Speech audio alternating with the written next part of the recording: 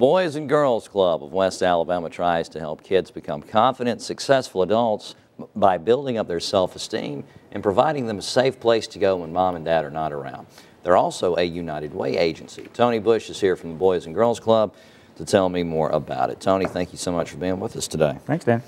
And during the break in the dog hotel story there, you and I were chatting about two success stories that the folks at home should be very familiar with right now. Tell us about those guys. Absolutely. I mean, there are Boys and Girls Clubs alumni all over the place.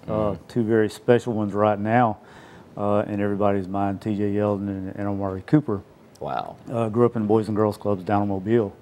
We've got a chance to visit with them a couple of times, so it's kind of a special thing to think about. Absolutely. You can hang your hat on that. Absolutely. Now, tell us a little bit about the sorts of things that you guys do over at Boys and Girls Club, because the folks at home hear that and they think, okay, well, it's a place for the kids to go after school and they play foosball. Right. Well, there's more to it than that, isn't there? We key on education. One of our key components is reading. We have a full library.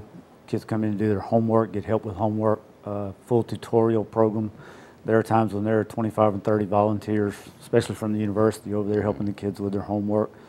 We have a reading lab that specializes in one-on-one reading help for any child that comes to our club.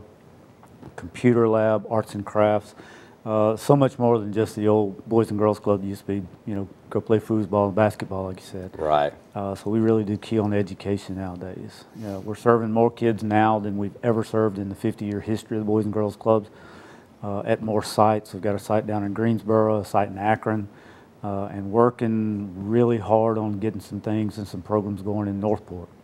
Now, how do parents get their kids involved in Boys and Girls Club? They just show up one day and drop them off? Is there a fee involved? How does all that work? Well, we do need information, some emergency contact information and things like that. There is a fee for those who can afford it.